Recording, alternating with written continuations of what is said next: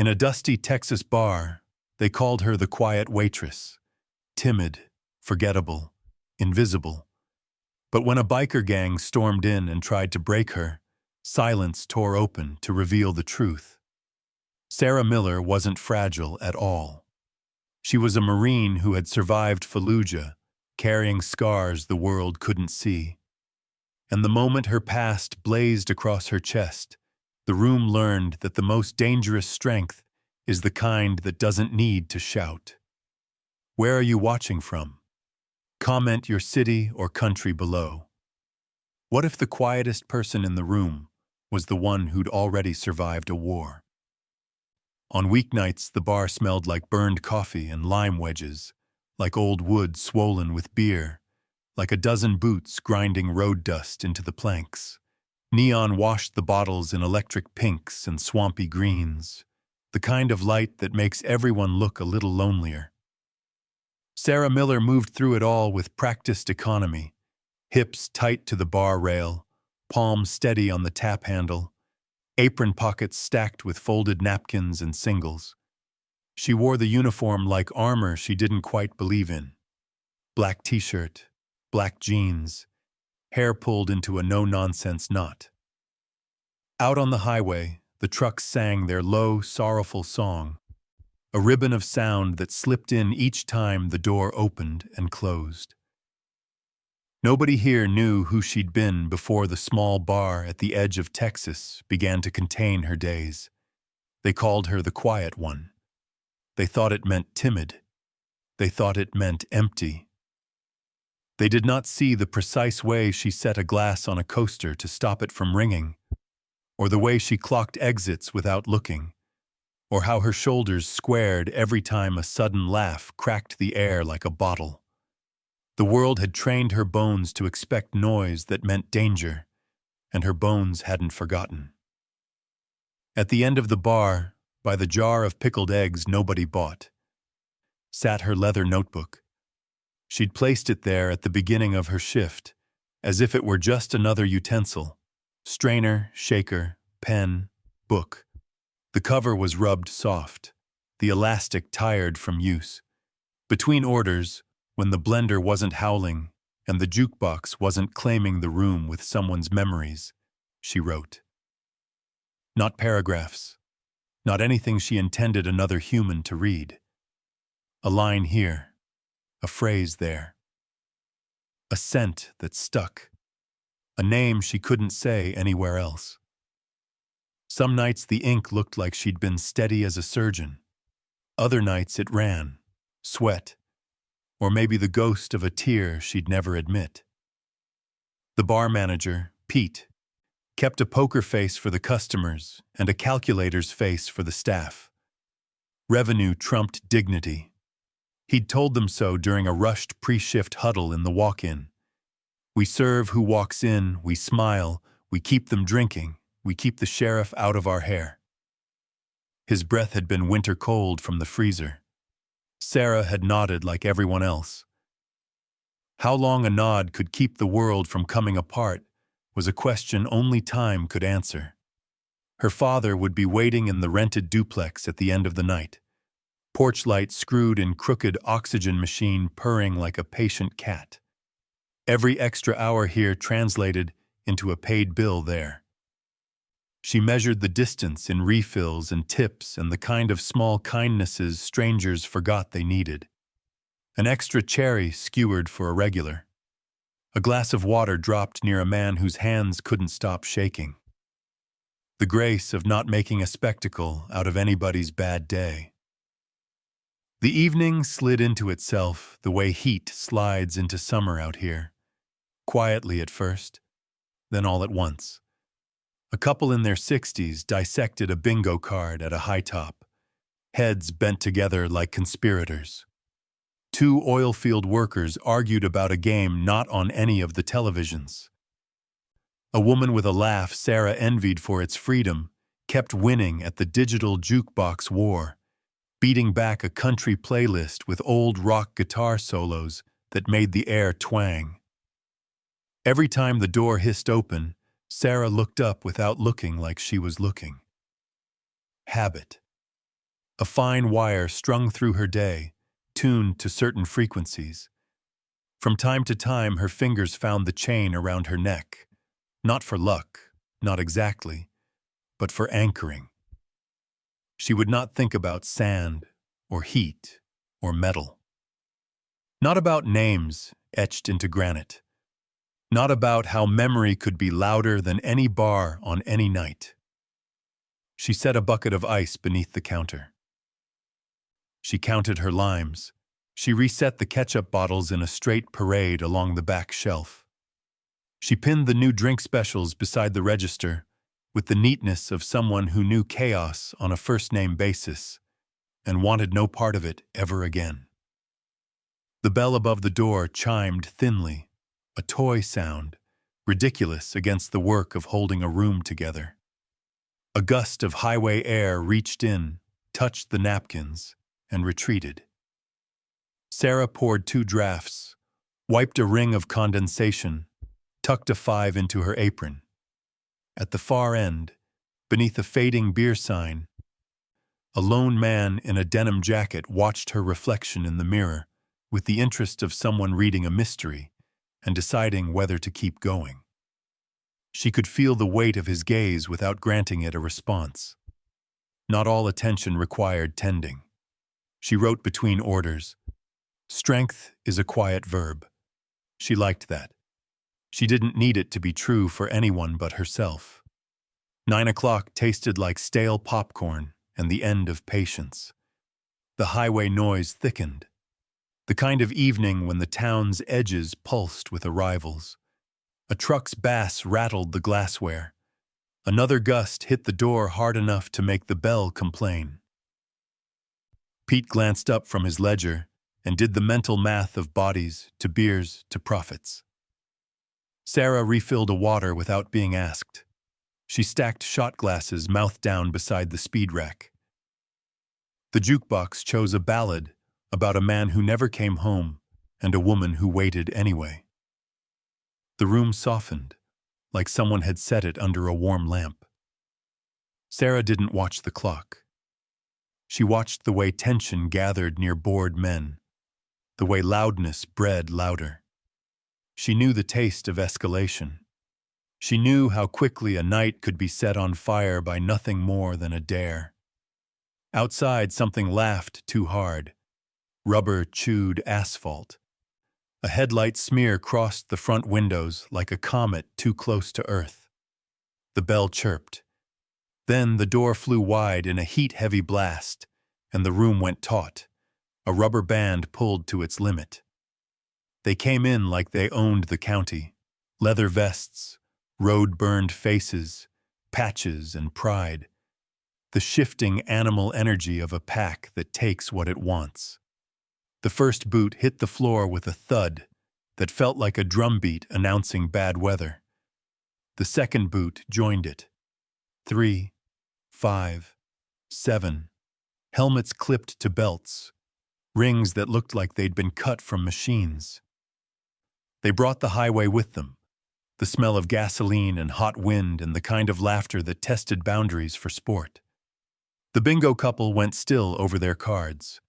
The oil field men shut up mid-argument without knowing they'd done it.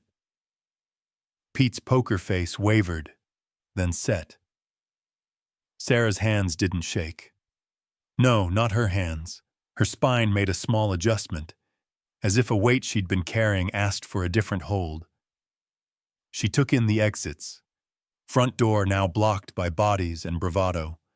Side door clear. Kitchen swing door light as breath.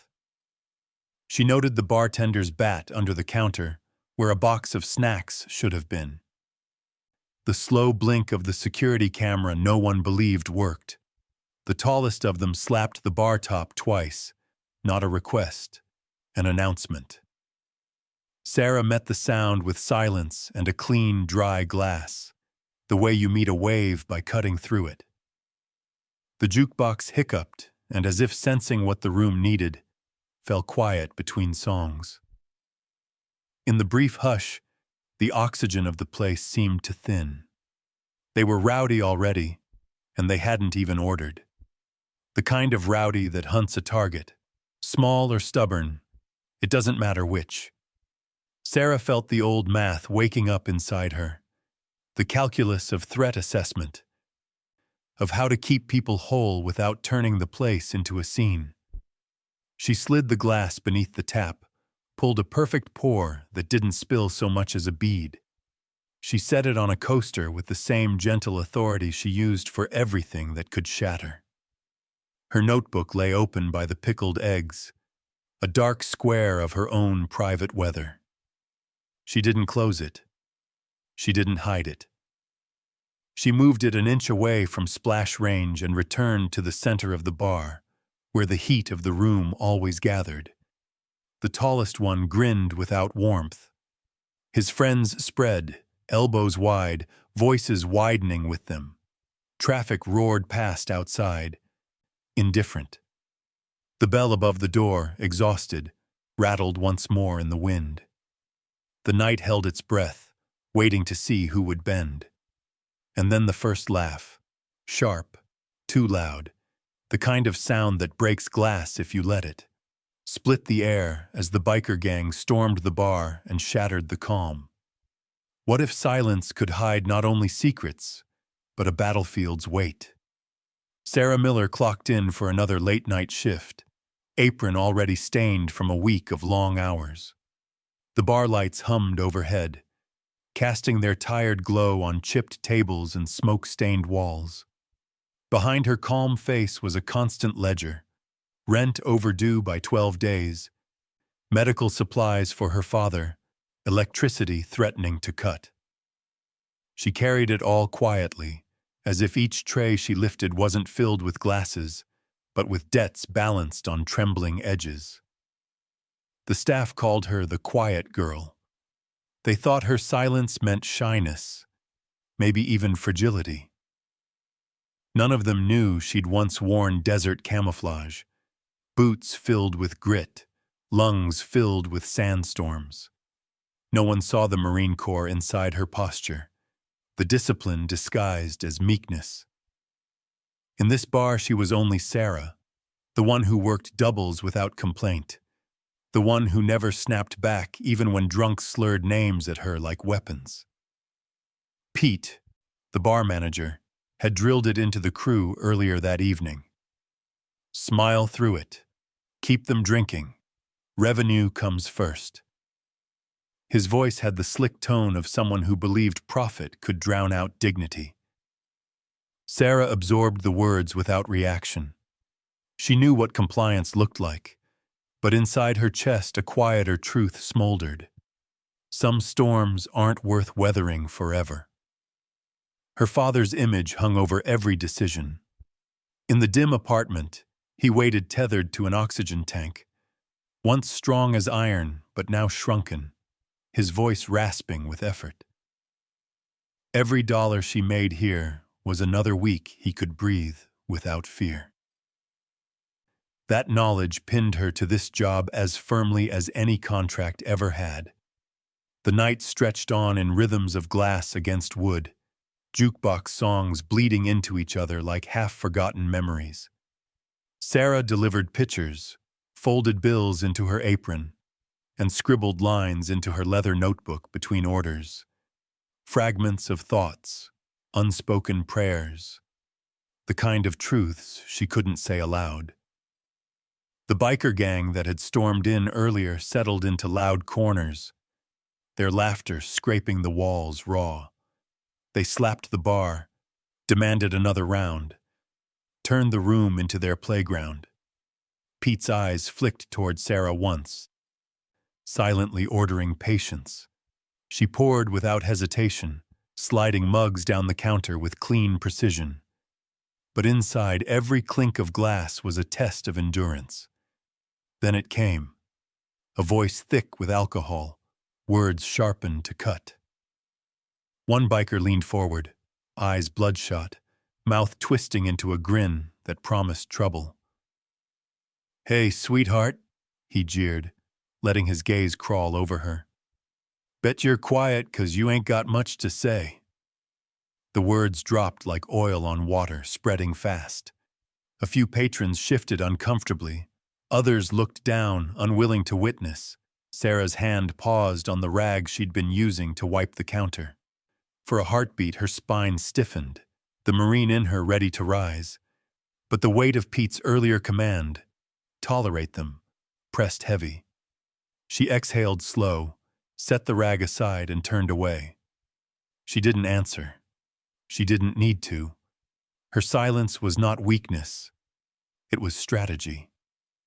She moved down the bar, tending to another order, letting the crude remark dissolve in the hum of neon and jukebox static. The biker's grin faltered, unsatisfied by her refusal to play his game. Still, the unease lingered in the air like cigarette smoke. Sarah could feel it wrapping around her shoulders, a warning of something still to come. At the far end, her notebook lay waiting, a silent witness to the night's battles. She brushed her fingertips across the worn leather, as if drawing strength from its pages. Then she straightened, shoulders square, eyes forward. She would survive this shift like she had survived others, by carrying storms inside her and refusing to let them break her surface. But deep down, she knew, storms never stay quiet forever. And when the biker's hand slammed the bar again, louder this time, the night shifted, tilting towards something none of them could take back. The jukebox throbbed with a bass line that rattled the glassware, but the sound barely masked the sharp crack of boots dragging against the floor.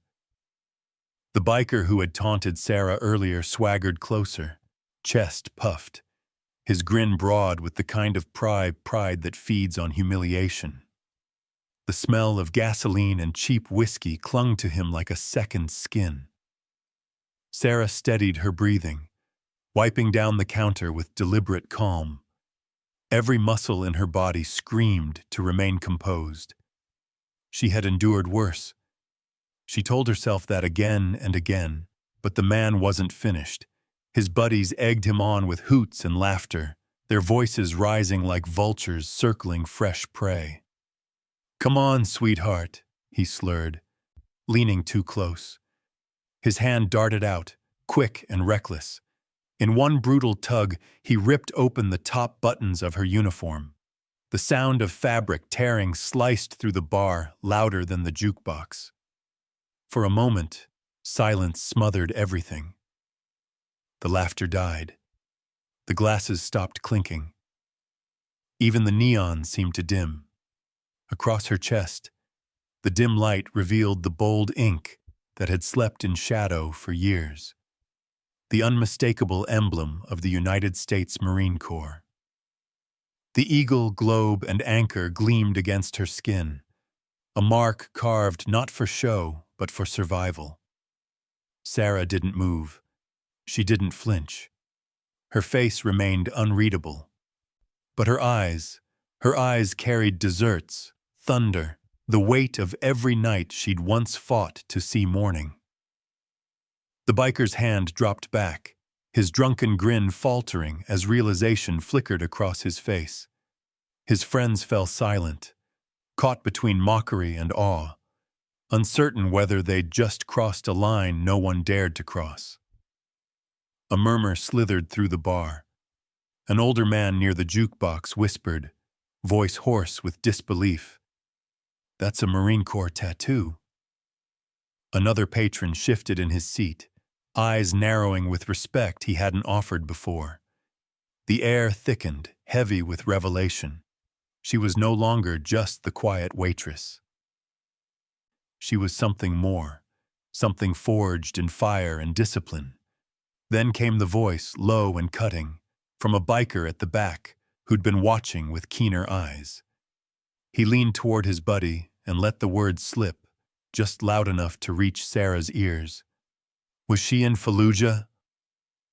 The question hung there like smoke after a gunshot. The name of that city carried weight even civilians could taste. Fallujah meant firestorms, streets turned into war zones, names etched on black stone memorials. Sarah's jaw tightened. She said nothing. Her silence became louder than any answer. The biker who had ripped her uniform shifted uncomfortably, suddenly less bold. Around him, the gang looked at each other, unease creeping in where arrogance had been. Their laughter did not return. Pete, the manager, stared wide-eyed from behind his ledger, realizing too late that the quiet girl he'd ordered to endure abuse was carrying a truth that could burn them all. The bar itself seemed to lean in, waiting for Sarah to confirm or deny, waiting for the truth of who she really was. But Sarah only straightened her shoulders, adjusted what fabric remained of her uniform, and turned back to the counter. She picked up a glass, filled it with steady hands, and placed it before a trembling customer without missing a beat. Her actions said more than words could. She had lived through worse storms than these men could conjure. And if they wanted to test her, they were stepping into terrain they couldn't imagine. The silence broke when a chair screeched across the floor, someone standing too fast, the tension snapping like a stretched wire. The storm was only beginning. The bar's silence clung like smoke, thick and unrelenting. The torn fabric of Sarah's uniform framed the tattoo across her chest, and for a moment, every eye in the room rested on the mark. Then a shuffle broke the stillness. A man old enough to be her father eased himself from a corner booth. His hands trembled, not from drink, but from years. His voice cracked with awe. "I know that unit," he rasped. His gaze locked on the insignia, his eyes watering as if seeing ghosts. 2nd Battalion, Fallujah 04. Sarah's grip on the rag froze. Memories rose like dust clouds. Streets burned into her vision. The metallic sting of blood in the air. The cries of civilians echoing between bursts of gunfire. She hadn't spoken of it to anyone here, hadn't wanted to carry those images beyond her notebook. Yet the past never asked permission. It simply arrived, heavy as sandbags. The old man's words pulled her deeper. She saw again the child with dark curls and terrified eyes, crouched behind rubble while bullets split the air. She had thrown herself forward without thought, covering that small body with her own, dragging him to safety. She remembered the sound of his sobs against her chest, the feel of his tiny hand clutching her sleeve. A moment of life in a landscape of death. Something she had never told another soul. Now, in this smoky Texas bar, the memory cracked her silence. Her breath caught, shoulders stiff. She blinked the desert away, but its grit still scraped her throat. The biker gang shifted uneasily, their earlier bravado draining into wary mutters. One of them sneered, unwilling to let respect bloom where cruelty had been. He leaned on the bar, his voice thick with scorn.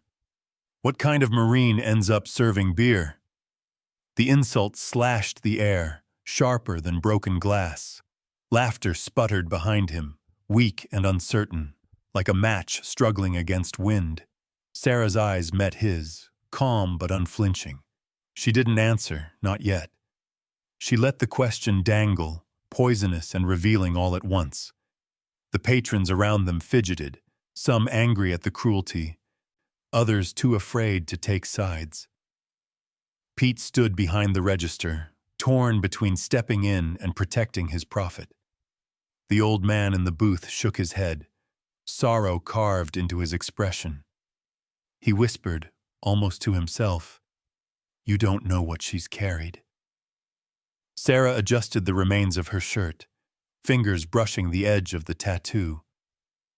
The truth was there for anyone to read, but truth didn't shield her from scorn. If anything, it painted a target larger than before. Yet in the way she stood, straight-backed, chin lifted, eyes steady, there was no hint of shame. The war had taken enough from her. It would not take her dignity now. A chair creaked, a glass tipped, spilling amber liquid across the counter. The gang's leader, silent until now, leaned forward with a smirk that carried both danger and challenge. The room braced, caught between respect and violence. And Sarah, notebook still waiting by the pickled eggs, knew the night had only begun to test her. The bar breathed differently now. What had been noisy chaos had turned into an unsettled hush, a current of awe running beneath the neon hum. Sarah stood behind the counter, her torn uniform barely concealing the Marine Corps emblem on her chest. She hadn't chosen to reveal it, but now that it was exposed, it colored every glance in the room. At a booth near the wall, a young woman clutched her friend's hand and whispered, "She's braver than any man in here." Her voice was soft but carried, and heads turned as though the sentiment had given permission for others to think the same. Patrons who had once dismissed Sarah as the quiet waitress now regarded her with a mixture of respect and unease. It was as if the battlefield she had left behind had spilled into their barroom, and they weren't sure whether to stand straighter or retreat. Sarah kept her hands busy, collecting empty glasses, pouring new drinks, moving with the same calm rhythm as always. She refused to feed the attention. Respect or fear, she wanted neither. All she needed was to finish her shift, take home her pay, and keep the oxygen machine humming for her father. The jukebox suddenly clicked alive, cycling into a slow country song. The lyrics spoke of soldiers, of leaving home and never returning. The melody carried a weight that pressed on every listener. For Sarah, it was another battlefield memory clawing back to life. Rows of boots, folded flags, names spoken at dusk. She forced her breathing steady, anchoring herself in the simple act of refilling a pint glass. At the counter, one of the bikers shifted his chair back deliberately. The leader, a broad-shouldered man with ink crawling up his neck, stared at Sarah with a smirk that felt like a challenge. Without warning, he swung his arm, knocking over a full beer glass. It shattered against the floor, amber liquid spilling like a warning flare. The sound ripped through the room, louder than the jukebox, sharper than any insult. Every head turned. Pete froze behind the register, muttering under his breath about the cleanup. But his eyes were on Sarah, waiting to see how she would respond. Sarah paused, rag in hand, her body still as stone. She looked at the spreading beer, then at the leader. Their eyes locked. No words passed, but the challenge was clear. He wanted her reaction, her submission, maybe even her fear. Instead, she bent down slowly, collected the largest shards of glass with bare hands, and dropped them into the bin. Her movements were precise, careful, controlled. She stood again, wiped the counter, and slid a coaster into place where the glass had been, as if to remind everyone that messes could be cleaned, that order could be restored. But the gang leader wasn't finished.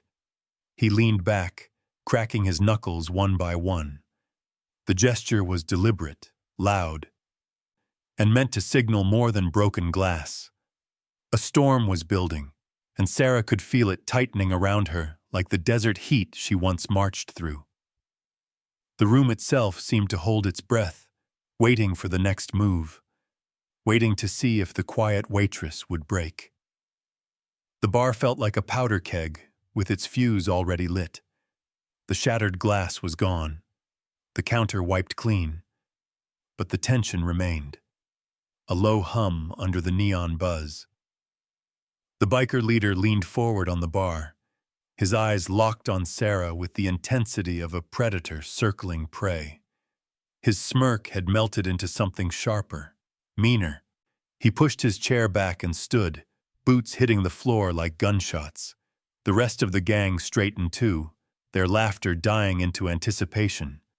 Patrons froze in their seats, unsure whether to stay or run. Pete's eyes darted to the register drawer. He wasn't thinking about safety, only the cash. Sarah didn't flinch.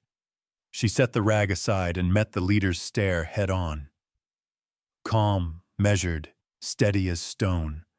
Her voice cut through the room, low but clear. "Sit down. You don't want to do this." It wasn't a plea. It was a command wrapped in quiet steel. The leader chuckled, the sound cold and hollow. "You think you scare me, waitress?" He stepped closer, his shadow swallowing the counter between them. Out of the corner of her eye, Sarah caught a coworker fumbling for the phone near the register. The kid's hands shook as he tried to punch in 911. Sarah stopped him with a single look. Firm, unyielding. No, not yet. She knew what would happen if the cops arrived too soon. Chaos, arrests, her job gone in smoke. She would handle this herself, the way she'd handled worse. The leader planted his fists on the counter. The tattoos on his knuckles stretched as his hand curled tighter. The bar seemed to shrink around that gesture, the weight of violence pressing in. Sarah didn't move. Her breathing slowed, her posture tall, every inch of her radiating control. The quiet she carried wasn't weakness. It was the same quiet she'd felt before stepping into hostile streets, before the firefight began. "Last chance," she said evenly. The leader sneered. His fist rose, cocked and ready to swing. The bar collectively inhaled, a room holding its breath before impact. Sarah's gaze didn't waver. She was no longer just the quiet girl behind the counter. She was a Marine again, standing her ground, daring him to follow through. And for a heartbeat, it seemed like the whole world balanced on the edge of his clenched hand. The biker leader's fist hovered in the air, veins taut, knuckles white. The room braced itself for the crack of violence. But Sarah didn't move. Her gaze, steady, unblinking, carved from years of staring down storms, met his. It was the kind of look forged in battlefields where hesitation meant death. Time stretched. The jukebox hummed its static pause, a silence heavy enough to crush breath. The leader's hand trembled, the bravado in his smirk faltering under the weight of her stillness. Sarah's voice was absent, but her presence roared. Every inch of her posture said, "I've already faced worse than you.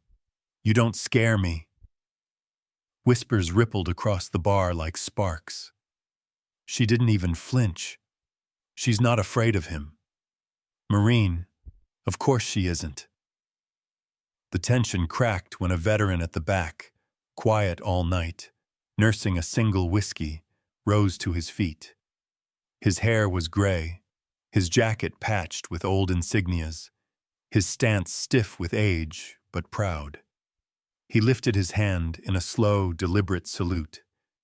The gesture was small, almost fragile, yet in that moment it carried more force than the biker's clenched fist.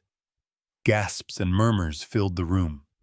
Respect, once dormant, surged like a tide.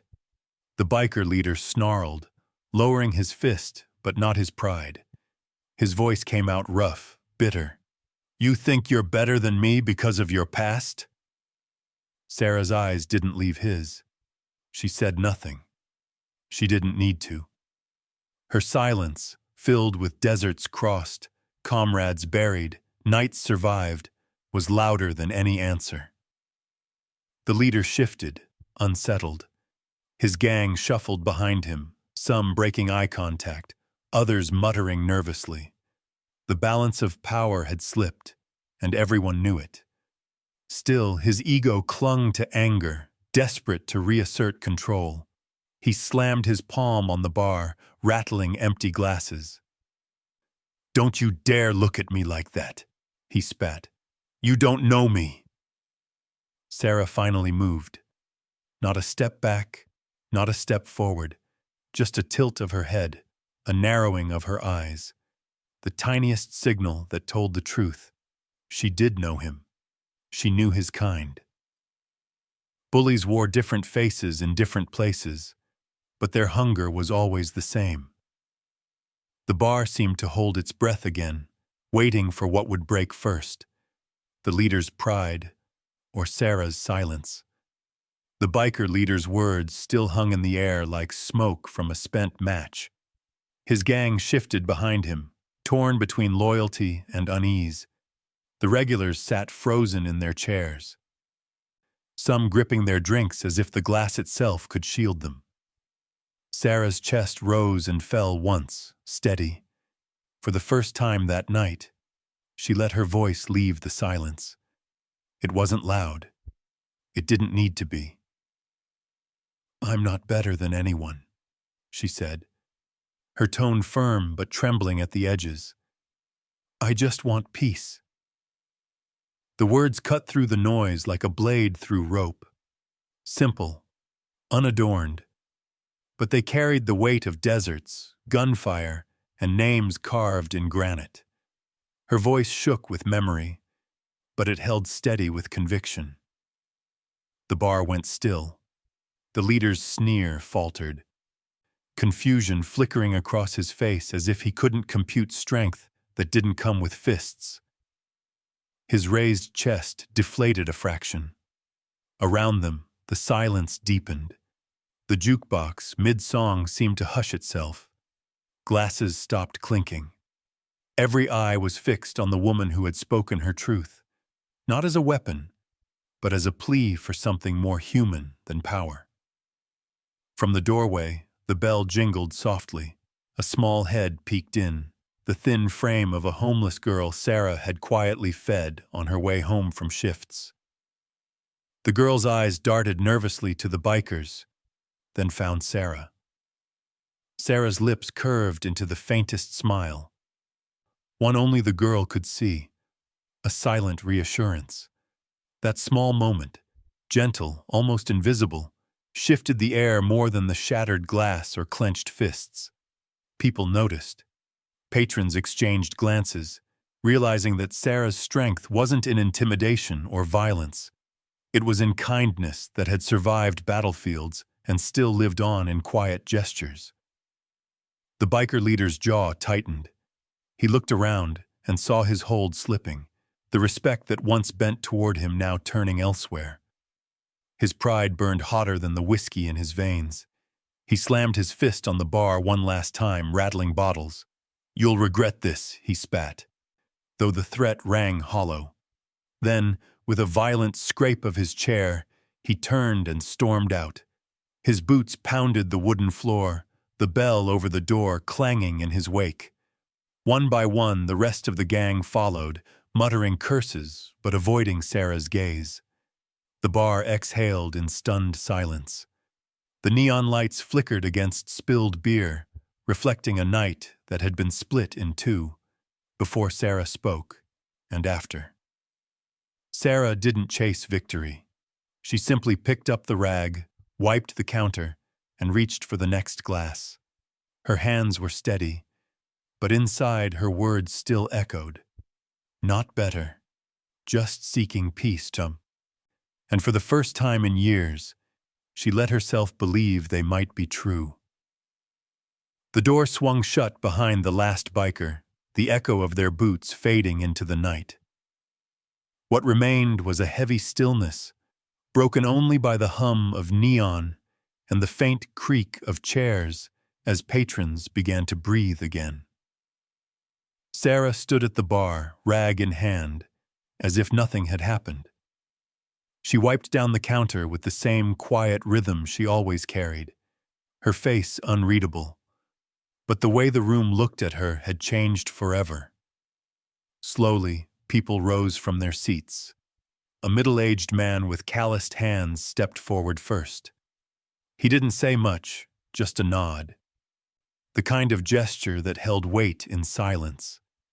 Another patron, the young woman from earlier, whispered to her friend and then approached, eyes wide with awe. "Thank you," she murmured, voice trembling, before slipping back to her table. Even Pete, the bar manager who had once told Sarah to smile through it and keep the drinks flowing, couldn't hide the shift in his gaze. He studied her from behind the register, lips pressed tight, as if he were recalculating everything he thought he knew about the quiet waitress who never raised her voice. For the first time, there was no dismissal in his eyes, only recognition. Sarah didn't bask in it. She never did. She gathered empty glasses, refilled pitchers, and stacked chairs where the bikers had sat, treating the night as though it had been just another shift. Her silence wasn't pride. It was survival, routine, the only way she knew how to keep moving forward. From the far end of the bar, the veteran who had saluted her earlier approached. His steps were slow, deliberate. In his hands, he carried something carefully folded, the corners crisp with reverence. When he reached her, he set it on the counter. A neatly folded American flag, worn but immaculate. Sarah froze. Her eyes traced the stars and stripes. The fabric softened by years, but still carrying the gravity of memory. The old man's voice was hoarse, thick with emotion. "I've carried this since my buddy's funeral. Never thought I'd hand it over. But tonight, I think he'd want you to have it." The bar seemed to shrink around them, the chatter dimming into reverent silence. Sarah reached out with trembling fingers, her hand brushing the fabric. She hadn't expected the tears, but they came anyway, welling up before she could stop them. The veteran leaned closer, his words meant only for her. "We are never alone." Sarah's throat tightened. She pressed her lips together, nodded once, and pulled the flag close, holding it as if it could anchor her against the weight of all the memories stirred tonight. Around her, the bar returned slowly to life, people whispering, chairs scraping, someone dropping coins into the jukebox. But for Sarah, time stood still. The folded flag in her hands wasn't just cloth. It was a reminder of sacrifice, of brotherhood, of scars both visible and unseen. And as she blinked through the blur of tears, she realized the bar no longer saw her as just the quiet waitress. They saw her as something more, someone who had carried storms and still stood. The night ended the way most did. Tables cleared, chairs stacked, neon signs flickering off one by one. But Sarah lingered a little longer at the bar. The folded flag lay in front of her, its weight heavier than the glassware she'd carried all shift. She opened her leather notebook, the one that had held fragments of her unspoken thoughts for years, and turned to a clean page. Her pen scratched slowly across the paper. Real strength isn't shouting loud. It's standing firm when it matters.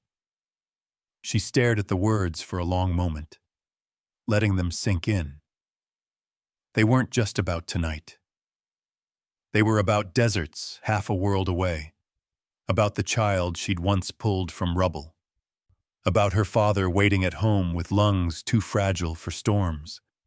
They were about survival and the quiet dignity of not breaking when the world expected you to.